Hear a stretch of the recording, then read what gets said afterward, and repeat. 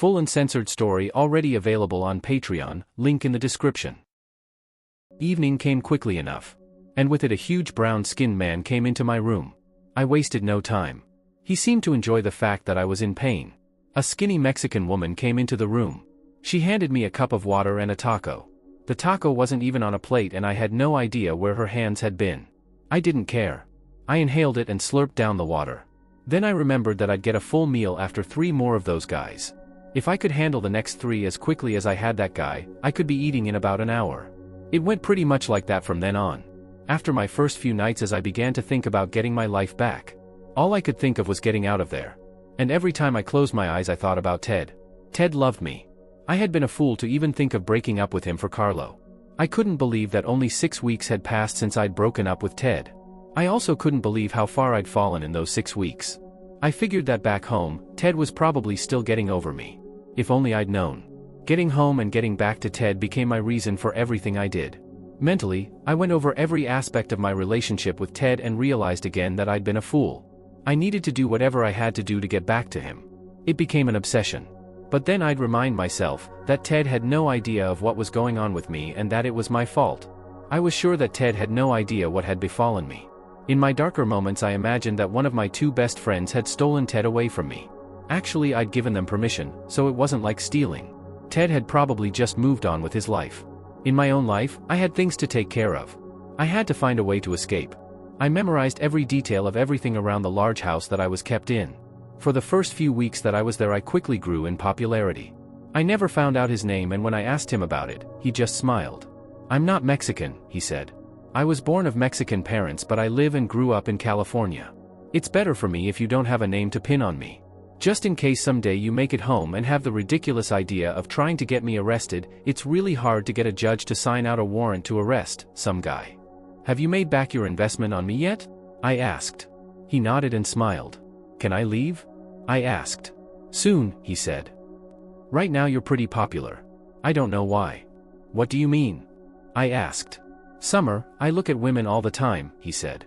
"Only a strictly beauty basis, most of the women I have are prettier than you. Most of them are also built better. But don't worry," he said. "Sooner or later they'll get tired of you. It's human nature." We had several of those little talks over the next few months and he was right. Over time I started to have regulars, but eventually even the numbers of my regular customers dwindled. But I had been making plans of my own. I had secreted a fingernail file under my mattress and I worked whenever I had the chance on filing through a weak part of the chain that held me. Every morning I was sure that in only a few more days, I'd be through that chain and I could escape. And then one morning something happened to make me realize that I wasn't as smart as I thought I was. I noticed that I wasn't making any progress on the chain. I had literally filed all of the teeth out of the nail file. I had no idea what to do. I had to get another nail file if I was ever going to escape. Later that morning he came in to talk. I thought that he'd noticed my subdued attitude and I was right. "What's wrong, Summer?" he asked. "Nothing," I said. "We all have our up days and our down ones." "I have a present for you," he said. He handed me a small box and then put another one down next to it. "You can have either one of these 2 boxes. The one in your hand has what you think you want most in the world right now. The one on the table has something far more useful. It's up to you." I thought about it. I wondered for a while how he'd know what I wanted most. I realized that whatever he thought that would be more useful was probably something that would make me a better W. I decided to go with the one in my hand. "Why are you giving me a present?" I asked.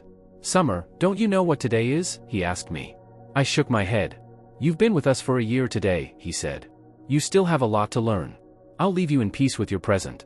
Maybe you can get some use out of it before the customers arrive." As soon as he left, I opened the box and looked into it. Inside of the box I found another fingernail file and a note. The note read, "Just ask when you need another one." I threw the box and the file across the room angrily. I sulked for the rest of the day and took care of my customers without a lot of enthusiasm. The next morning he came in as he usually did. "Good morning, Summer," he beamed as if he'd spent the entire night laughing at me. "What was in the other box?" I yelled. He reached into his jacket pocket and brought out the other box. He handed it to me. I opened it and found a small key. "What's this for?" I asked. "Your chain," he smiled. "But you didn't want it, remember?" "How did you know?" I asked.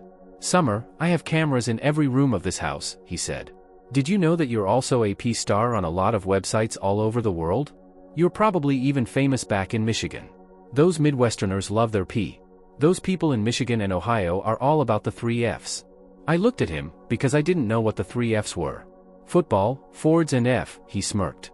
What would you have done if I'd picked the key? I asked. I'd have given it to you, he said. Well, you did, I said. You just handed it to me. So I did, he said. We should probably talk about things. But tomorrow is soon enough for that, I guess. Maybe, even the next day. He was out of his mind. I think that he's gotten so used to outsmarting a bunch of stupid that he'd forgotten who he was dealing with. Maybe it was like the way they train elephants. When the elephants are young, they put a big strong chain on them that they can't possibly break. Over time, the elephants get used to the chain and realize that they can't break it. But as they get older and stronger, they're so used to the fact that they can't break it, that they no longer try. Once they reach their full strength, they probably could break the chain, but they don't try anymore because they're conditioned to believe that they can't. He'd forgotten one thing. I'm smarter than elephants and stupid W. There wouldn't be another morning conversation with us, and definitely not 2 days from now. I wouldn't be talking to him. I'd be talking to Ted. I was almost giddy thinking about it. At about 4 in the afternoon, most of the house took a nap to get ready for the long evening and night working hours. As soon as the house got quiet, I took the key and unlocked my chain. I felt really stupid because the chain was attached to the slat under my bed. I'd wasted months filing away at a chain when all I ever had to do was lift the mattress and pull the slat out of the chain. I could have been free in less than 2 minutes. I had to give him that one. I crept down the stairs and looked around. In more than a year of being in that house, I'd never seen the first floor. When I found the dirty kitchen area, the woman that always brought me my food looked at me in surprise. Then she put one hand to her lips, smiled and pointed to what was probably the back door. I slipped out the back door and darted ninja-like from one area of cover to the next until I came to a wall that surrounded the house. I waited there for hours until the 2 men guarding the gate opened it, and then went to the house to serve as security guards. I ran through the gate as soon as they got to the porch of the house. I expected them to notice me at any second and come after me or start shooting, but I was lucky. I had no idea which way to go, but I started running down the road. I ran as fast as I could until I couldn't run anymore, then I walked. Finally, just after it got dark, I saw a pair of headlights. I flagged down an ancient pickup truck with about 4 men on it. As I started screaming to them that I'd been kidnapped in rapid-fire English and the few words of Spanish that I'd picked up, I realized that I was in trouble. I recognized all 4 of the men. They were regular customers. One of them got a smile on his face and took my arm almost gently. He pushed me down on the grass on the side of the road and straddled me. "No," I said. And he just smiled. Then they just laughed and got back in their truck. They turned the truck around and I stopped them. "What?" said one of them, who obviously spoke English. "Aren't you going to take me with you?" I asked. "Why?" "We're not pimps," he said. "We don't know anything about the care and feeding of W. We can barely feed and put a roof over our own heads. We can afford to go to the once or twice a month, but that's about it." "Well, can you at least take me to the border?" I asked. He started laughing. "What's so funny?" I asked.